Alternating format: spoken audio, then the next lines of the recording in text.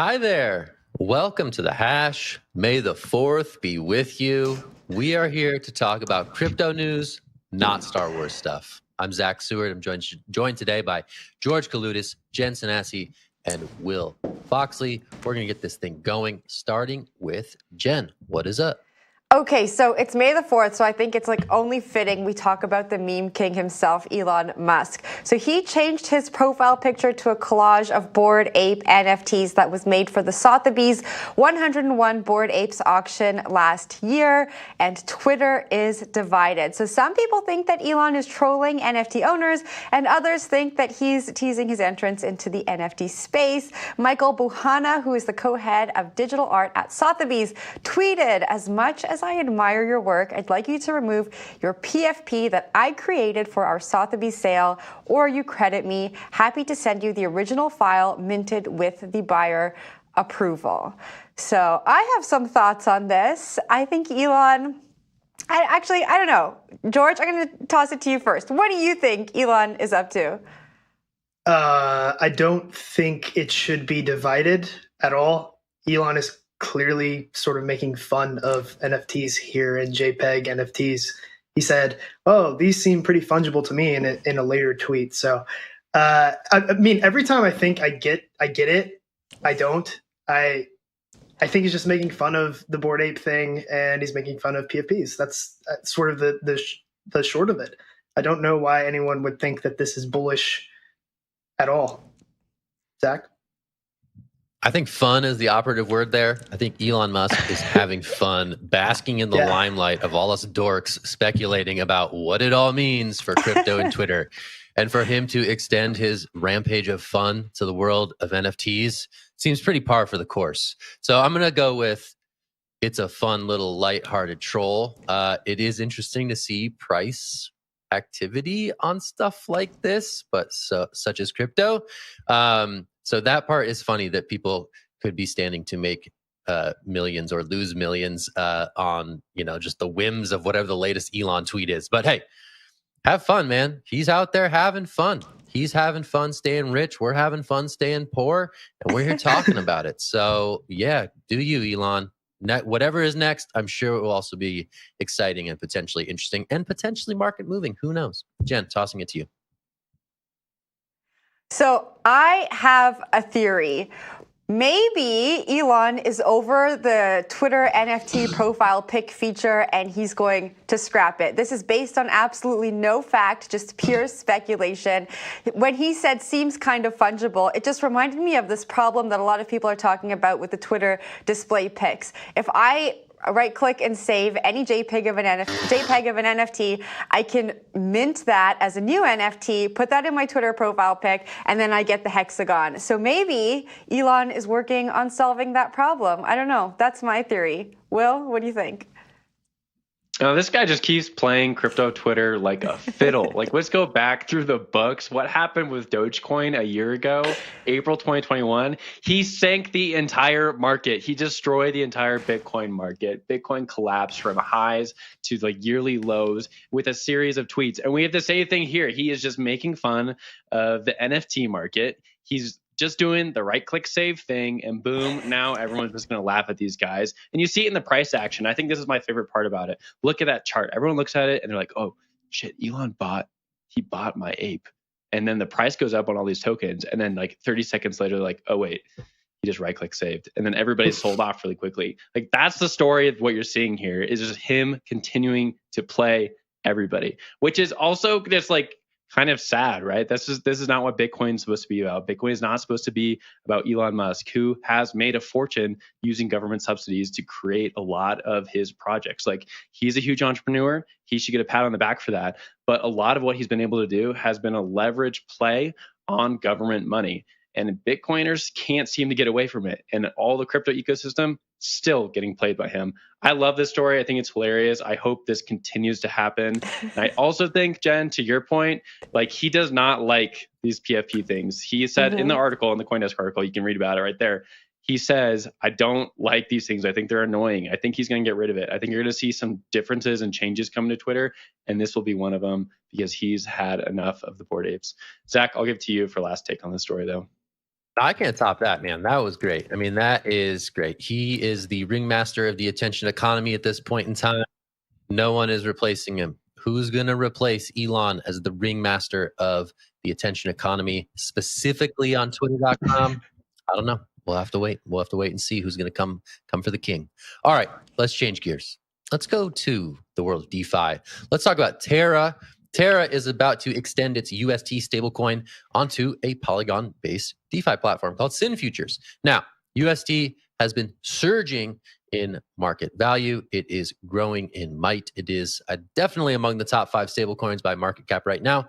Not sure the exact ranking, but it's certainly growing in stature as we speak. So UST, everybody wants a slice of UST. If it's on Polygon, this is an example of that. If it's replicating what USD does on other blockchains with Near and its USN, I believe Tron is also rolling out something similar to UST. UST is the hot stablecoin of the moment. It is an algorithmic stablecoin. It is far different from the asset-backed stablecoins that are the current market leaders, USDT and USDC. But this speaks to the popularity of bringing in this dream of a decentralized stablecoin that escapes some of the censorship risk of the asset-backed ones and still doesn't fail catastrophically. Time will tell if both those things can be had. Some people doubt it. Some people say it works. But right now, everyone is trying to either get a slice of UST on their network of choice or build something similar to USDT that is native to their network. And that is another example here of that narrative unfolding. I'm going to toss this to George for his take on the UST story. Yeah, so I just can't keep up with this cross-chain, multi-chain stuff, curve pools, 3-3. I don't even know what these memes mean anymore, but Terra's no doubt trying to make things happen. But I have a question for you all. So the news story talked about Sin Futures, right? And that's just who they're partnering with. Is Sin Futures one of these decentralized futures platforms that are geolocked so that we can't use them in the United States? Because it feels like it is one of those. So I just want to make sure the SEC is protecting me. Is that happening here? George, I believe you are protected. I believe the SEC protectors are on your side with this one, so you can sleep well at night. That's great. Thanks, guys. But I just don't really understand what's going on here. Could someone explain to me what this story is? Will, help me out. So Zach's going to do a better job of explaining the story to you, but I do want to ask a few more questions. So I'm going to piggyback onto your general question. Terra is really interesting because of all the Bitcoin they've been buying behind the scene. Well, not really behind the scenes, been pretty public, honestly, like much more public than a lot of people are comfortable with. But they've been buying a lot of Bitcoin to back up their stable coin. And then a lot of Bitcoiners have been like, oh, this is great for Bitcoin because it pumps the price, but it's also catastrophic for Bitcoin because if there's a margin call on this and they have to sell all this Bitcoin off and the stable coin collapses, that's a huge problem for the Bitcoin ecosystem. But you continue to see Terra start working with other teams. They're sort of like putting their fingers into every pie and growing it out. And there's always been like this worry that these DeFi protocols can cause what's known as contagion. Contagions happens in wider finance markets. See something like the Ukrainian-Russo conflict right now. That was an instance of contagion where you see like really weird disparate markets like wheat futures or oil and gas markets. Those things start to collapse because of one isolated crisis. Here we're seeing like the possibility of a similar thing, right? Terra is putting its fingers in so many different pies. I don't even know what this Sin Futures thing was like 10 minutes ago. Now we're talking about it. They have the Bitcoin buys. They have the stable coin. Zach, what does this look like for this protocol going forward? Like, can they continue to invest in all these things and how does it function on the back end? So functionally on Sin Futures, basically what it amounts to is just a different trading pair, right? There's existing trading pairs that have more big name stable coins, and UST has graduated into that limited set of trading pairs that you can use on this particular platform. The big picture here is the stuff that I think is more interesting, right? Terra as an ecosystem is building bridges to various other ecosystems. We saw, I think it was Avalanche and Terra linked up on a pretty big deal not too long ago.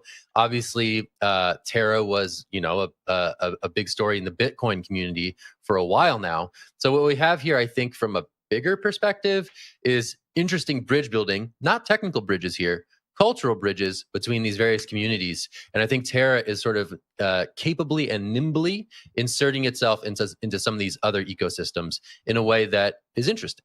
And, Terra is able to do that. And I think we're going to see more of that over time, whether it's with Sin Futures, other DeFi platforms, or other blockchain networks entirely. UST. I keep saying USDT. That's Tether. Sorry, UST. That seems to be a rising star in the stablecoin sector, and that's something that people want access to. So I think it comes down to that. But I don't know if that answered your question. Back to you, Will. I think that did answer my question for the most part. Like, I'm really speculative about all these things. I think that Bitcoin needs to tie itself into some of these markets, and these markets also need to tie themselves into Bitcoin. It's probably like the latter needs to happen more than anything else. So the Terrace play made sense in a lot of ways. It makes a lot of sense for them to incorporate all Bitcoin's liquidity and get all that price protection. It also makes sense for them to like team up with Bitcoin in order to take out all the other smart contract platforms itself. But this story, a little bit out there on the terms of bleeding edge DeFi story. So it's a pretty interesting one. Zach, I'll give it to you though for wrap. I will wrap us. I will lead us into break. I was watching some freestyles this morning, so I am jazzed up. All right. Anyway, we're going to take a break. When we get on the other side of the break, though, we're going to do a Bitcoin mining news update with Will Foxley. It's going to be great. It's earnings season. There's all sorts of data out there. We'll break it down and more. Stick with us. It's The Hash.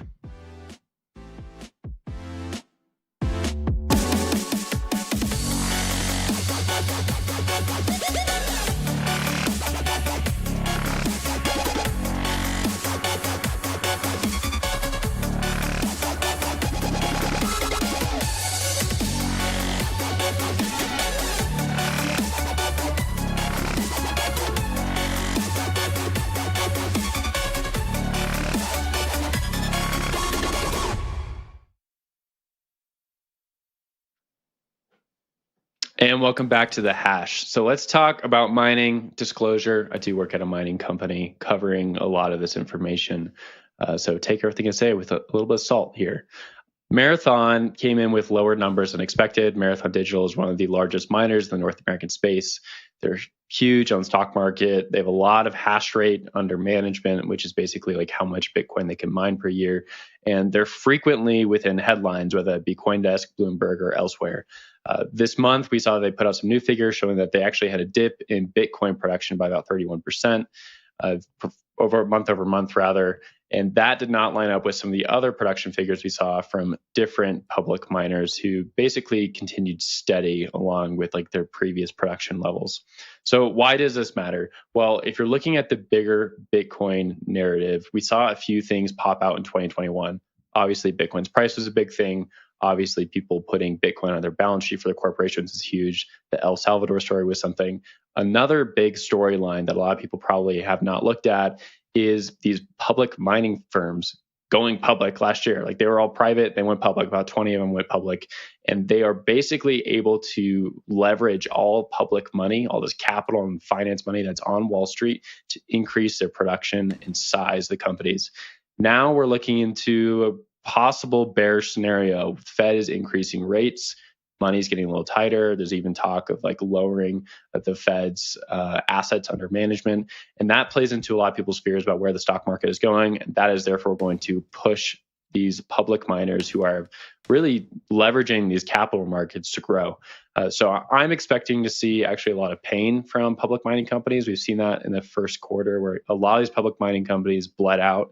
Their stock prices underperformed Bitcoin quite a bit. We're talking like double-digit percentages.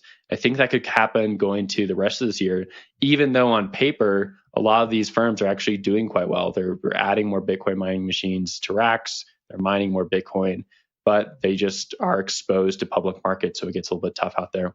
George, can I throw it up to you for your take? Yeah, the public markets angle to this is actually really important. I'm glad you brought that up. Startups tend to not go public for many reasons, but one of the reasons is that you don't have to say every quarter how much cash we have on our balance sheet. This is how much money we made each quarter or whatever. And, you know, the trials and tribulations that a startup has kind of get swept under the rug, and it's like a 10-year process of, you know, becoming a big, good company. For better or worse, these mining companies are sort of like startups in a way, and they're really new companies. And I look at all these mining companies and I think, how financially solvent are these public mining companies really? Like, how much cash, how much runway do they have on their balance sheet? a little bit finicky right now, and there are all these, supply chain issues, sourcing issues, Bitcoin's price issue. I think I might be saying something wrong here, but hash price issues. It's really interesting to me too that Marathon is continuing to hold while Riot, another competitor of theirs, announced that they sold Bitcoin. So I think it's a tough business being a miner in general, and these companies being public right now just doesn't do them justice. I think it would have probably been better for them to stay private. I tend to think most companies should stay private anyway, but that's just me. But earlier I saw Jen's hand, and I want to see if she has anything to say here.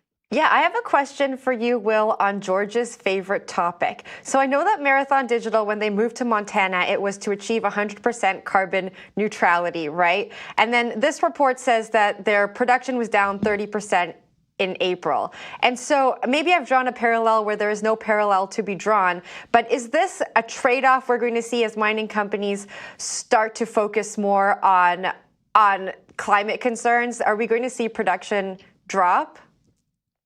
No, that's actually a really, really great point. So what we saw here with Marathon is they had a coal plant in Montana that they were using to mine Bitcoin with. They basically resurrected it from the dead, employed a bunch of people, put some machines on a rack, and started sputtering along mining Bitcoin. And that pissed off a lot of ESG investors who are like, hey, we're not going to invest in you because you're using coal to mine Bitcoin. That's a bad public image.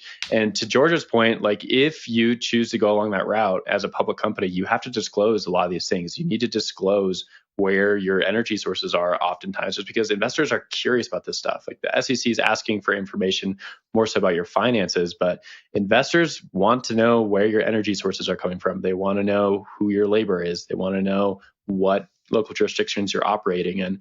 And that is bad for your stock price if you're not acting favorably. So what we saw Marathon do is announce last month that they're moving away from this coal plant. They're moving machines down to Texas. Obviously, when you move machines, they're not online, they're offline, and you lose out on Bitcoin. So I think what we'll see is actually this will continue to happen, especially if we see what's happening in New York right now with this mining moratorium that might go into play. A lot of these public companies are going to have to face more headwinds with delays because ESG investors are not, they don't care. They don't care about your production and whatnot. They want to see they're using green energy, and that's just the bottom line for a lot of them. Zach, I'll give it to you for last take on this though. Yeah, I mean, last take on these, I do wonder if, there's going to be the end of the product market fit of Bitcoin mining stocks being a way for traditional investors to access a little bit of the price upside of Bitcoin, right? Typically these have been Bitcoin proxy stocks, right? In lieu of a true spot Bitcoin ETF existing in the US market, people are trying to find ways that are similar, crypto light without having to deal with the crypto stuff. And I'm curious to see how these age, right? I think there was this rush to get to the public markets last year because there were so few options for traditional investors to do that outside of, Coinbase back in April of 2021. So some of these people went public during a bull run, said, hey, we can access the public markets in a way that's going to be beneficial to us in the long term. I wonder if that thesis, if that value proposition will fade over time as other products hit the markets and more people will become comfortable just holding Bitcoin itself. So to me, that's sort of the big picture thing that I like to keep track of here. But it is interesting to see all these people fighting in the court of public opinion, especially with ESG investors who aren't native to the crypto space. So interesting one to watch. But let's change gears. We'll stay in Bitcoin and we will toss to George. And let's stay in public markets too while we're at it. So MicroStrategy, the business intelligence software company with a proclivity to buy and hoard Bitcoins, had their earnings call yesterday. And there were two pieces of big news that were announced. One is a super boring accounting thing, and the other is a less boring accounting thing. The boring accounting thing is that MicroStrategy took a non-cash digital asset impairment charge of $170 million in the first quarter since the price of Bitcoin had declined. Basically, MicroStrategy was forced to incur an expense because the price of Bitcoin they held went down. Fine, that's an accounting rule, but the rule is because of reasons. And because of those reasons, MicroStrategy is unable to incur revenue if the price of Bitcoin were to increase, right? And we can have a conversation here about how financial statements can lie to us without context. But MicroStrategy missing their earnings by 800% could not have even been an 800% beat if Bitcoin's price increased, because accounting rules only allow MicroStrategy to recognize gains on Bitcoin if they sell, which we know MicroStrategy's CEO, Michael Saylor, very well, and he will never do that.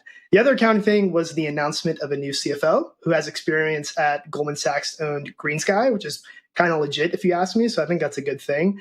But before I throw it to the group for thoughts, I want to highlight one thing that I hope we can chat about just a little bit. So MicroStrategy holds 129,000 Bitcoins. That's worth about $5 billion. If you look at the stock price of MicroStrategy and calculate what the market capitalization is, what the public markets think MicroStrategy is worth, they only think it's worth $3.7 billion. So apparently MicroStrategy's core business is worth negative dollars, and that's the only explanation here. Anyway, anyone have thoughts on any of that? Will, go for it. Something different from the headlines here that I saw, and I only saw this like really quickly on Twitter, so correct me if I'm wrong, but my understanding is that they're now looking at lending out this Bitcoin that they have on their balance sheet in some sort of way so they can get interest on top of it. Obviously, MicroStrategy has like their business lineup. They have this Bitcoin stash, which has performed really, really well for them, like the cost basis compared to like where their Bitcoin is sitting at right now.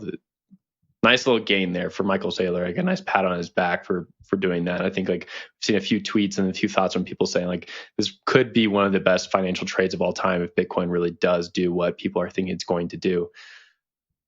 But right now, the question is like, can they keep going along? And they're looking at lending and getting interest on top of their coins in order to make the situation a little bit more merry, because they have taken like a very aggressive step in accessing public markets in order to get more Bitcoin.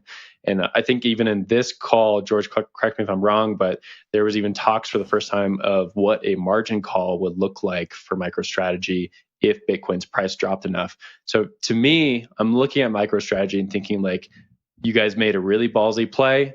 If Bitcoin keeps going up, you guys are heroes. But right now you have to keep the ship sailing. Otherwise, it doesn't matter where you get. You guys are going to be shipwrecked. Zach, I'll throw it up to you and get your take. Sailing with a Y. See what you did there, Will. Yeah, that's pretty good. I know. That was good. Yeah. So the margin call level that was reported was around $21,000, the price of Bitcoin. So they would have to like kind of re-up their position at that point. And then I think, I'm going to toss this one to George because he's smarter about this stuff than I am. But what would happen? Like, what would that mean? I don't know if Bitcoin is going to tank that low. It's been a while since it's been that low. It's not out of the realm of possibility. But if that were to come to pass and we see Bitcoin at 21K, what does that mean for MicroStrategy at that point? Yeah, I'm supposed to be a permabull, but there is a world where Bitcoin does go to $21,000. And what actually... Boo. Sorry. But there is a world where that happens. But given the way MicroStrategy has structured their debt instruments in order to buy Bitcoin, they've only collateralized a portion of their Bitcoin. And what they do with that is it's what's called loan to value, right? So you have a certain loan and it's worth a certain amount of money and you have to put up a certain amount of Bitcoin. And if you get to a point where the amount of Bitcoin is, or the value of the Bitcoin is too low and the loan is in excess, I think it was 50% of the loan is worth from 20%, you can cure that loan, that margin call, by just putting more Bitcoin up or putting cash up. So realistically, that's what they would do if the price fell. They could just take some of their MicroStrategy Bitcoin, which is where they hold their Bitcoin, and put it to work and recollateralize and redo the loan. So it'd be more of a technical default rather than an actual default where they have to just sell the entire company. I saw two hands come up, so I don't know if I did a bad job explaining it or if you guys want to add anything. I'll give it to Jen. I just have a quick question for you, George. How do you think shareholders are going to react to this? I took a look at the MicroStrategy share price this morning, and it seems to be on a bit of a steady decline. And we talk about that debt. This morning I was reading it's in the billions of dollars of debt to buy all of this Bitcoin. Bitcoin is extremely volatile. What do you think we're going to see shareholders do in the midterm? Yeah, I just think investors are treating MicroStrategy like a Bitcoin ETF when that feels just a little bit wrong. I'm not saying that MicroStrategy is a great tech company, but they do throw off cash flow on their tech business, and it's not really growing quickly, but it's still a business. But for, lack of other options, like Zach talked about, people are treating MicroStrategy like a Bitcoin ETF. So as the price of Bitcoin goes down, so does MicroStrategy's stock. And that's going to be the case, I think, for the medium term. All right. Well, we'll be around for that. We'll see how it's going in the medium term. We'll update. We'll update you. But that's for another show. That's for another day. It's not going to be the May the 4th show, but that was the May the 4th show. We'll leave it there. That was the Hal Finney's birthday. It's Hal Finney's birthday. Happy birthday, very Satoshi. nice. There you go. Ooh, nice Satoshi call. All right, I'm Zach. We got George. We got Jen. We got Will. We're the Hash. We got lots to say. There's 5 weeks until consensus in Austin, Texas. You guys better start thinking about that. It's going to be a big deal. Look at that. It's going to be the Texas. festival to rule them all. The gathering of the crypto tribes in lovely Austin, Texas, where we will do our best to keep things weird. That's that. Also, check us out on the podcast network. It's going strong. The Hash for your ears. Don't have to watch. You can just listen. Sounds good. Cut smooth. It's good stuff over there. Shout out to the podcast producers. You're doing great. All right, that's it for today. We're the Hash. We'll see you soon. That's it. Bye. Bye. Bye.